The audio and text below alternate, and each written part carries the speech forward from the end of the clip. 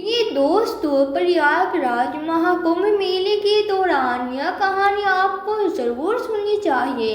यह कहानी गंगा मैया के चमत्कार की है, जिसने एक सास बहू के जीवन को पूरी तरह से बदल दिया।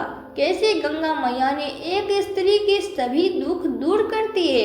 दोस्तों, आप भी प्रयागराज महाकुंभ में जाकर अपनी इच्छाओं को पूर्ण कर सकते हैं और मन चाहे फल की प्राप्ति कर सकते हैं, क्योंकि गंगा मैया में एक बार डुबकी लगाने से मनुष्य के सभी पाप नष्ट हो जाते हैं। प्रिय दोस्तों, महाकुंभ मेला भारत का एक महान धार्मिक और सांस्कृतिक उत्सव है, जो हर 12 वर्षों में 4 स्थान हरिद्वार, प्रयागराज, उज्जैन और नासिक में आयोजित किया जाता है। इसे दुनिया का सबसे बड़ा संगम माना जाता है, जहां करोड़ों श्रद्धालु गंगा तट पर स्नान करने के लिए जुटते हैं।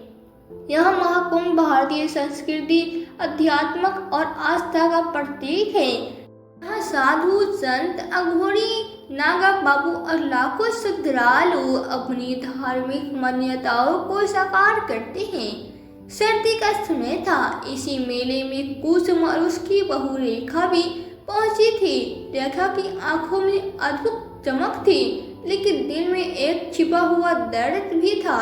रेखा को संतान न होने के कारण उसकी सास कुसुम हमेशा ताने देती और उसे मारती पीटती भी।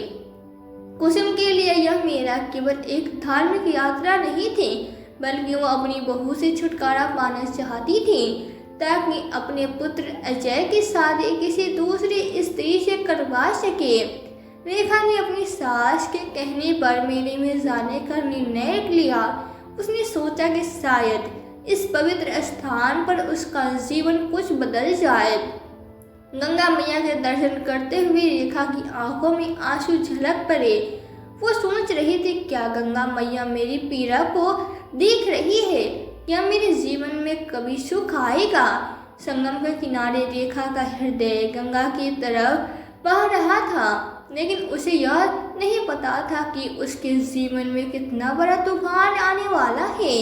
प्रयागराज के महाकुंभ मेले में श्रद्धालुओं की भीड़ बढ़ती जा रही थी। गंगा मैया की लहरें दूर से ही बहुत तेज बहती हुई दिखाई दे रही थी।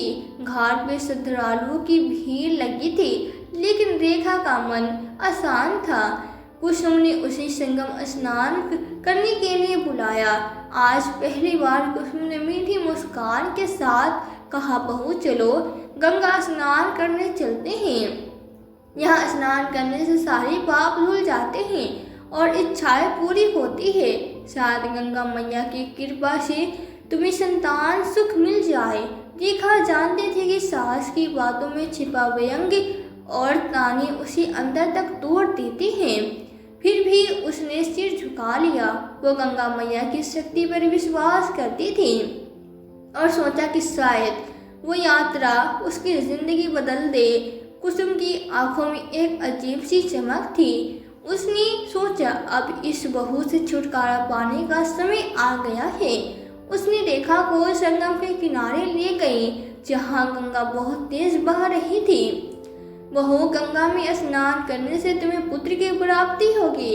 चलो डरो मत, मैं यहाँ खड़ी हूँ, तुम जाओ और स्नान कर लो। रेखा डर गई। गंगा की लहरें आज बहुत तेज थी और पुलिस बार बार श्रद्धालुओं को चेतावनी दे रही थी कि कोई भी पानी में प्रवेश न करे, लेकिन कुसुम ने उसे धमकी दी, अगर तुम सच में संतान चाहती हो तो तुम्हें आज गंगा स्नान करना ही होगा। डरी हुई रेखा ने कांपते हुए कदम बढ़ाए। उसकी आंखों में आंसू थे और दिल में गंगा मैया से प्रार्थना कर रही थी, हे गंगा मैया, अगर मेरा अंत यही है तो मुझे अपनी शरण में ले लो। जैसे ही रेखा ने गंगा के तेज धारा में डुबकी लगाई, लहरों ने उसे अपनी चपेट में ले लिया। बहुत जोर से चिल्लाई, बचाओ बचाओ, लेकिन कुसुम ने मुंह फेर लिया। लोग यह देख कर चिल्लाने लगे, लेकिन कोई गंगा की लहरों में चढ़ने की हिम्मत न कर सकता था।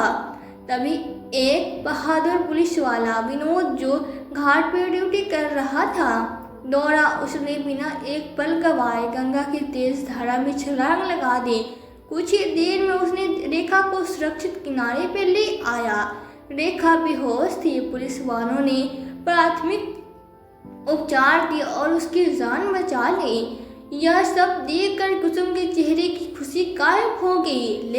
लेकिन अब गंगा मैया का न्याय शुरू हो चुका। उस रात कुसुम जब सोने गई तो उसे डरावनी सपने आने लगे। उसने देखा कि गंगा की लहरें उसे अपनी ओर खींच रहे हैं और लोग उसे छोड़कर जा रहे हैं।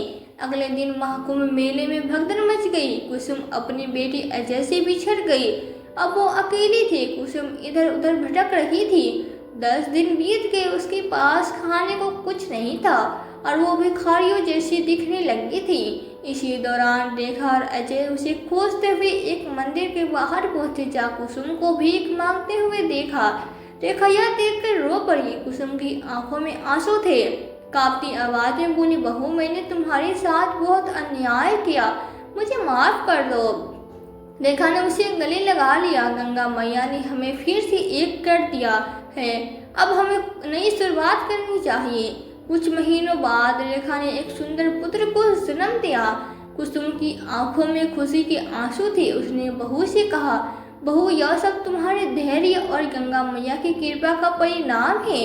मैं अपने पापों के लिए शर्मिंदा हूँ।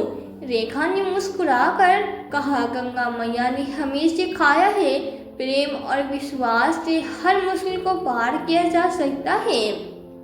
इस प्रकार गंगा मैया के चमत्कार ने एक सास बहू की जिंदगी बदल दी। तो दोस्तों, अपनी राय हमें कमेंट बॉक्स में लिखकर ज़रूर बताएं। कहानी को लोगों के साथ शेयर करें। यदि वीडियो अच्छी लगी हो तो वीडियो को लाइक और चैनल को सब्सक्राइब जरूर करें, ताकि हमें थोड़ा सा हौसला मिल सके आप लोगों के लिए ऐसी अच्छी वीडियो बनाने के लिए। इन कहानियों को सुनाने का उद्देश्य किसी को परेशान करना बिल्कुल भी नहीं है। यह कहानी आपको इसलिए सुनाई जाती है ताकि आप लोग इन कहानियों में से कुछ न कुछ सीख सको और अपने जीवन में उस चीज़ को अप्लाई कर सको। मिलते हैं किसी अगले वीडियो में एक नई कहानी के साथ। तब तक के लिए जय हिंद, जय भारत।